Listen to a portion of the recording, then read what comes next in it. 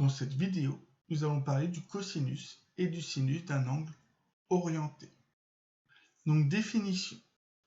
Soit x une mesure de l'angle orienté OI, OM, où M est un point du cercle trigonométrique. Alors le cosinus de x, noté cos x, vous voyez ici, c'est l'abscisse du point M. Donc le cosinus, c'est l'abscisse de M. Donc dès que vous allez avoir un point sur le cercle, l'abscisse de ce point, c'est le cosinus, ici, de l'angle, entre OI et OM. Et le sinus, donc le sinus, ça sera l'ordonnée. Donc est l'ordonnée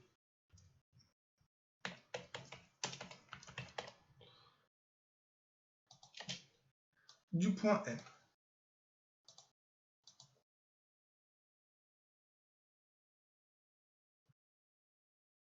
Donc ainsi,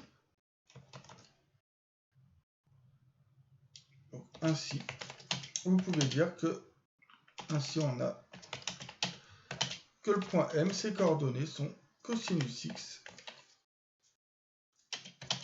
sinus x. Alors parfois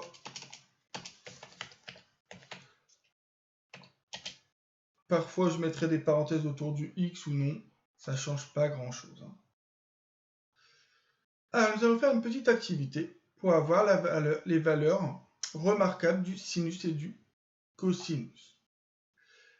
Donc le but est de compléter au fur et à mesure le tableau suivant et permettra de connaître quelques valeurs remarquables du sinus et du cosinus d'un nombre réel. Donc premièrement, construire dans un repère orthonormé un cercle trigonométrique. Donc c'est ce que je vais faire. Voilà.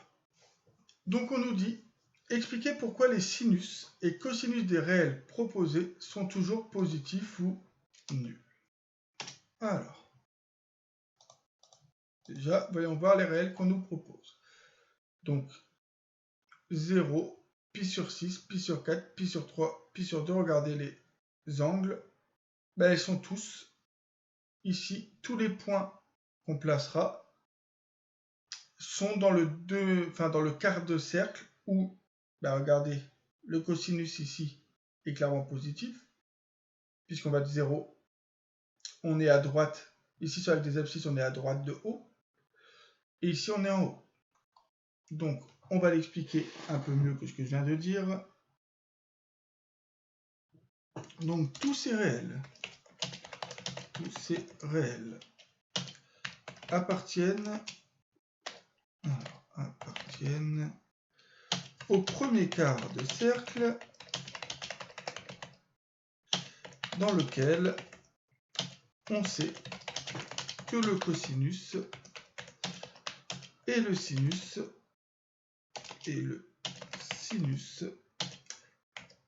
sont toujours positifs ou nuls. Donc je vous ai dit ici positif, ici positif. C'est tout simplement de la lecture de repères, dans un repère. Ok, donner la valeur exacte de sinus 0 et cosinus 0. Alors, cosinus 0, c'est quoi? Cosinus 0, ça va être l'abscisse du point I. Donc, cosinus 0, voilà. Cosinus 0 est l'abscisse du point I. Et l'abscisse du point I, c'est quoi? Ainsi, cosinus 0, c'est égal à 1, puisque je vous rappelle que les coordonnées du point I, c'est 1, 0. De la même manière, on va dire que sinus 0, est l'ordonnée du point I. ainsi, sinus 0,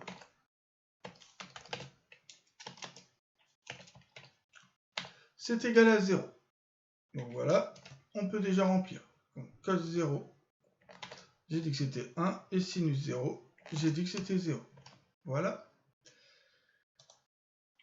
Sur le cercle trigonométrique, où se trouve le point associé au réel pi sur 2? Et bien, pi sur 2, on est associé au point J. J'espère que tout le monde en est convaincu. Angle droit ici. Donc, le point associé au réel pi sur 2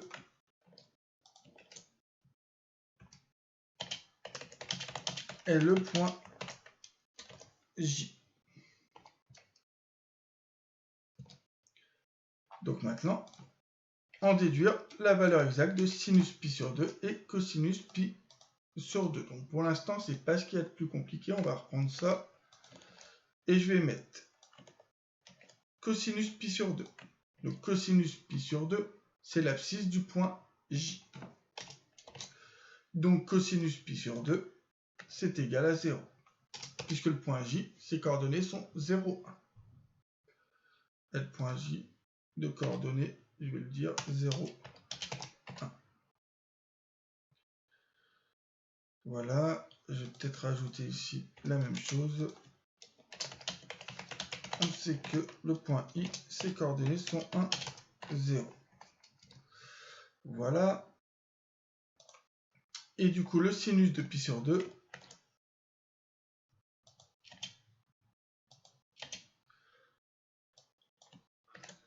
c'est l'ordonnée du point J. Et du coup, ça vaut 1. Donc là, nous avons déjà parlé de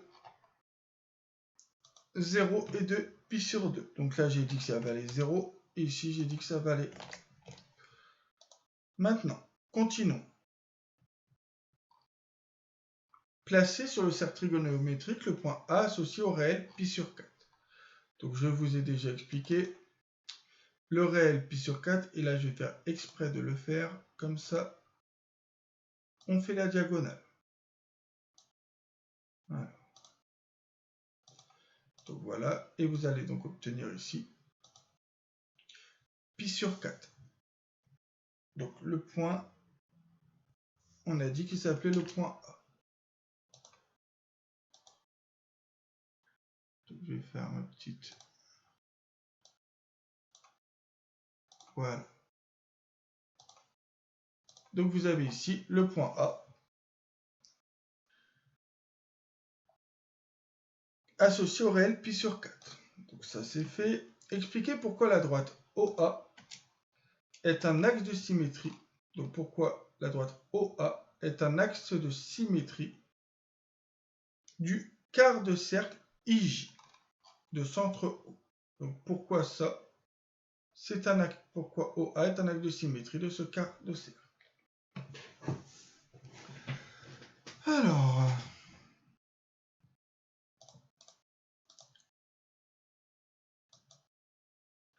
vous voyez bien que les arcs de cercle IA et AJ sont égaux. Or, cette droite-là, la droite OA, ça va être quoi? Ça va être la médiatrice. Donc, ça va être la médiatrice du triangle OIJ. Et ce triangle OIJ, il est comment? Ce triangle OIJ, OI est égal à OJ. Donc, il est isocèle, en haut. Donc, la droite OA est la médiatrice du triangle isocèle OIJ. Donc, par définition, la droite OA va être un axe de symétrie du quart de cercle IJ, le centre O. Donc, voilà. Parce que vous imaginez bien que si c'est la médiatrice, ça coupe ici le segment IJ en deux. Alors, les arcs de cercle. Les arcs de cercle. Alors, normalement, on met l'arc de cercle au-dessus de IA, mais bon, c'est pas grave. IA et AJ sont égaux.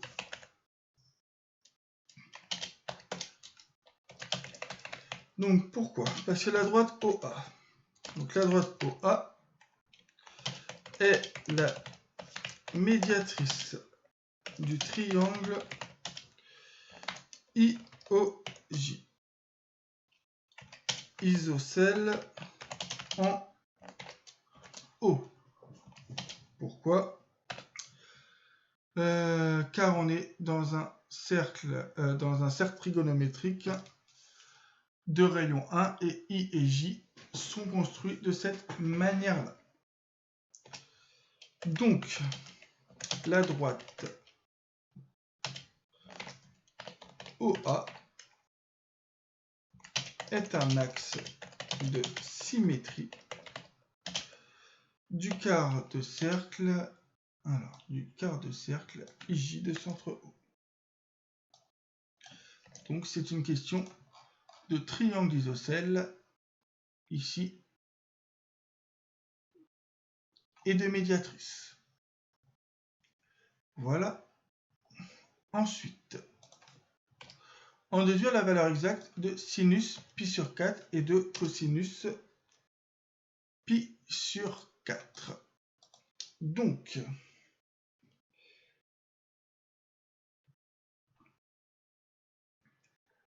si nous avons ici un axe de symétrie, ça veut dire forcément que le cosinus est égal au sinus. Donc, hop, cosinus pi sur 4 est égal au sinus de pi sur 4. Et là, on est bloqué, puisqu'on a besoin d'une propriété que je vais vous donner dès maintenant.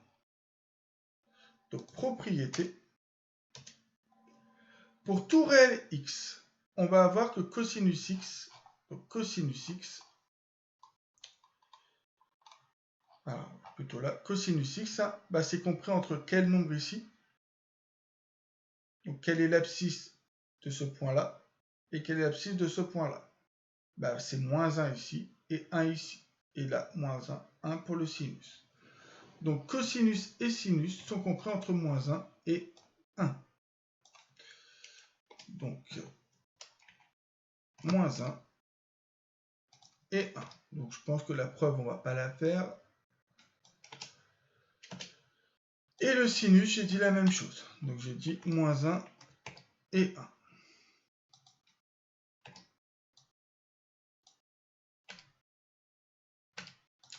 Voilà. Et je vous dis que cosinus x au carré plus sinus x au carré, c'est toujours égal à 1. Alors, on va faire la preuve à l'oral. Plaçons-nous ici. Donc je me place ici, dans ce quart de cercle. Vous voyez bien qu'ici, alors, si je place ici le point, ici je l'appelle le point H. Donc, hop. Donc si je dis qu'ici on a le point H,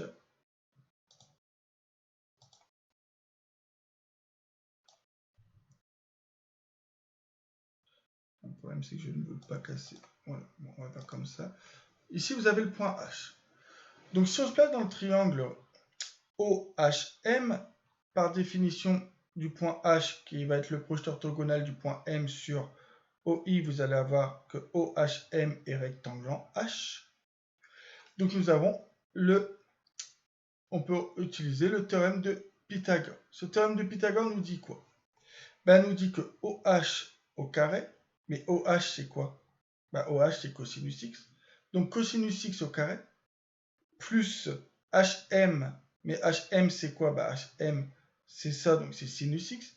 Donc plus sinus x au carré, c'est égal à OM au carré. Mais OM, on est dans un cercle trigonométrique, donc le rayon vaut 1. Donc OM, ça vaut 1. 1 au carré, ça vaut 1. Donc on vient de montrer que cosinus x au carré plus sinus x au carré est égal à 1 au carré. Donc tout ça vient du théorème de Pythagore.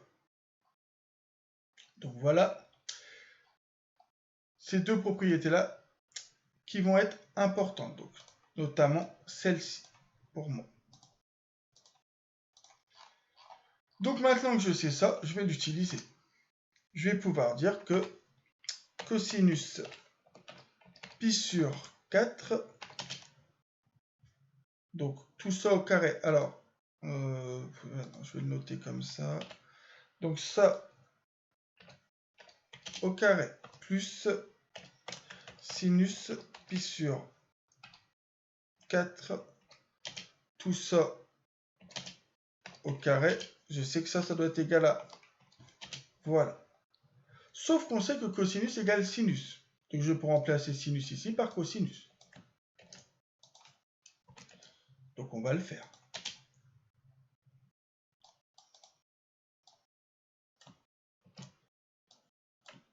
Voilà. Donc j'ai le droit. Ensuite, qu'est-ce que je remarque? J'ai une fois ça plus une fois ça. Donc cette chose-là, je l'ai deux fois. Donc 2 fois ça égale 1. Mais du coup, j'obtiens que le cosinus de pi sur 4 au carré, ça, c'est égal à 1 demi. Et je vous rappelle que on a ici une équation qui est du type quelque chose au carré égale un nombre. Cette équation a deux solutions.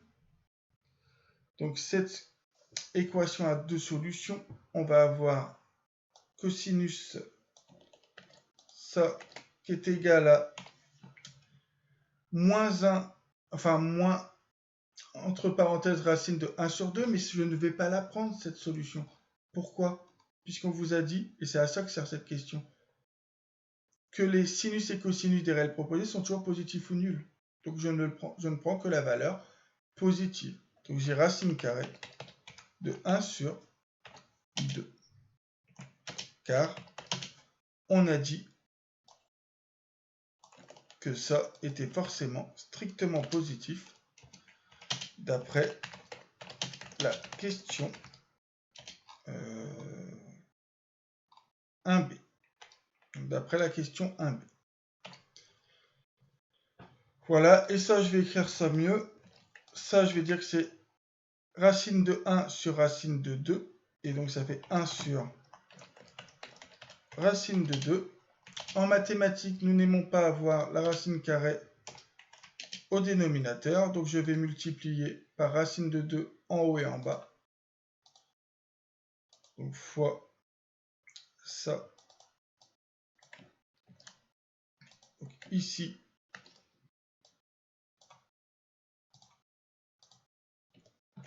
Et ici. Donc, j'ai le droit, je garde l'égalité. Hein. Tout ça pour avoir au final, en haut, racine de 2. Et en bas, racine de 2 fois racine de 2, il me reste 2.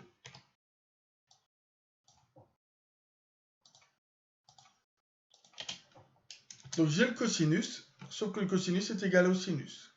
Donc je vais pouvoir dire que ça, c'est égal aussi au sinus de pi sur 4. Voilà. Donc maintenant, je sais que le cosinus et le sinus sont identiques et valent racine de 2 sur 2. Donc, racine de 2 sur 2 ici. Et pareil ici. Bon, autant vous dire que là, on a fait les cas simples. Alors, placez le point sur le cercle trigonométrique, le point B associé au réel pi sur 3. Alors, je vous ai déjà dit pi sur 3. Alors, je vous ai donné l'astuce, mais en fait, normalement, pi sur 3, on le place en prenant le rapporteur et en faisant 60 degrés. Donc, pi sur 3, vous obtenez ici. Alors, donc, normalement, en fait, vous ne le faites pas, parce que là, c'est le serpent qui se mord la queue, puisque ce que je suis en train de faire, je peux le faire uniquement parce que je vais vous dire que le cosinus de pi sur 3, ça vaut un demi. Mais bon, c'est pas grave. vous prenez votre rapporteur. Pour l'instant, vous n'avez pas d'autre choix que de le faire de cette manière-là. Hop.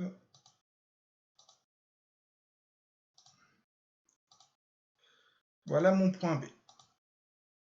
Vous prenez votre rapporteur, vous faites 60 degrés et on est content. Alors voilà, et là on vous dit quelle est la nature du triangle OIB. Alors, notre triangle OIB.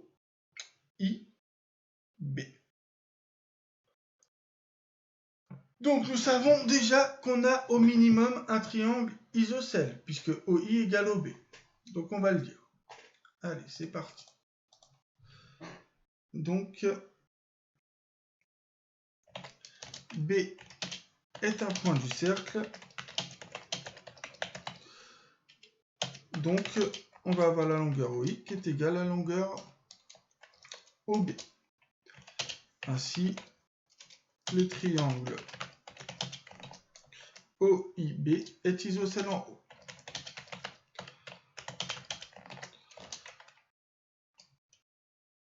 Mais regardez ce qui est génial.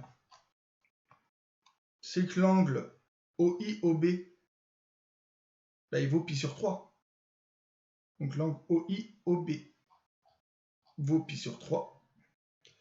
De plus, il possède un angle de, alors soit vous dites 60 degrés, soit pi sur 3, de 60 degrés. Et un triangle isocèle qui a un angle de 60 degrés, forcément, il est équilatéral. Alors de plus, il possède ainsi le triangle. Donc le triangle OIB est isocèle, est équilatéral, excusez-moi. Donc je répète, isocèle car OI égale OB. Et on a ici l'angle qui vaut pi sur 3, c'est-à-dire 60 degrés. Et normalement, vous savez qu'un triangle isocèle qui possède un angle de 60 degrés est forcément équilatéral. Alors ensuite, la hauteur issue de B de ce triangle coupe OI en H.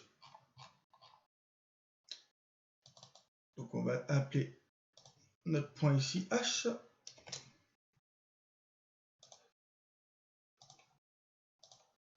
Voilà, et on nous demande quelles sont les coordonnées du point H. Bon, ça va aller. Les coordonnées du point H, vous voyez bien que son abscisse, ça va être forcément cosinus de pi sur 3. Donc cosinus de pi sur 3. Et son ordonnée, c'est 0. Voilà.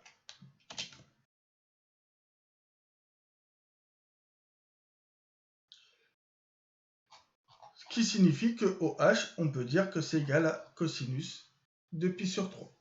Ainsi, la longueur OH, c'est égal à cosinus de pi sur 3. On continue.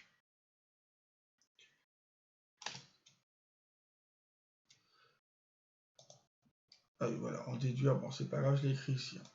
Démontrer que H est le milieu de OI. Donc, démontrer que le point H, ici, c'est le milieu de OI. Donc, pour l'instant, on n'en sait rien.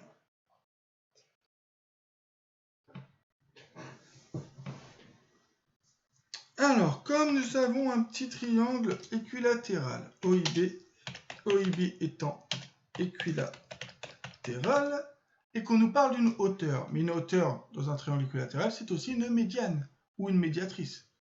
Donc OIB étant équilatéral, la hauteur, alors comment elle s'appelle cette hauteur? C'est malheureusement on ne lui a pas donné de nom, issue de B est aussi une médiane ou médiatrice. Et qu'est-ce que font une médiane et une médiatrice? Ça coupe donc le côté opposé en son milieu. Ainsi, H est le milieu de OI. On avance.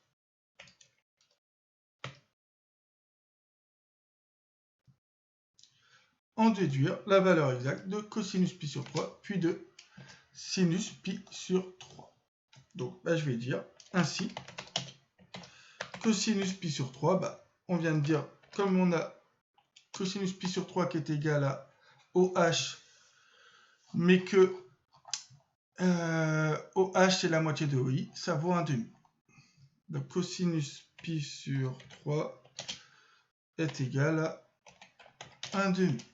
Alors maintenant, on va utiliser ma fameuse propriété. Alors je vais me permettre de l'écrire comme ça. Cos carré pi sur 3 plus sinus carré pi sur 3. Donc c'est la même chose que cosinus pi sur 3 au carré. Ça va me faire gagner un temps fou. Ok, sauf que ça, c'est 1/2 tout ça au carré. Donc on va faire, hop, 1/2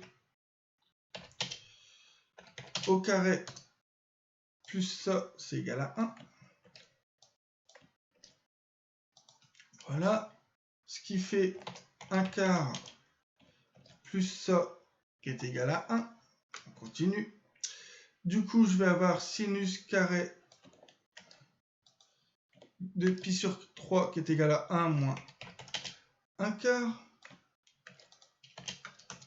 Ce qui fait ici 3/4. De la même manière, on va passer... Enfin, on a deux solutions, mais on prend que la solution positive. On a sinus pi sur 3. Alors. Sinus pi sur 3, c'est égal à racine carrée de 3/4. Et à la fin, on a que sinus pi sur 3, c'est égal à racine de 3 sur 2.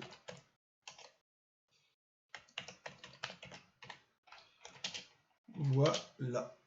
Donc, nous venons de trouver que le cosinus est égal à 1/2 et le sinus de pi sur 3, racine de 3 sur 2. Donc, on remplit. Ici, 1/2 et ici, racine de 3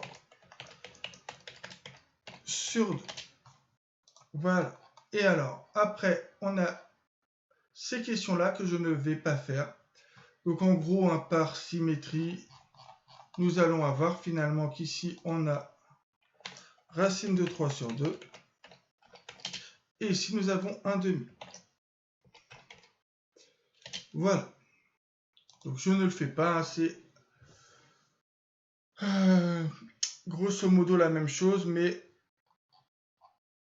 en se servant ici de ce petit calcul ici. Voilà. Ce qui va conclure cette vidéo.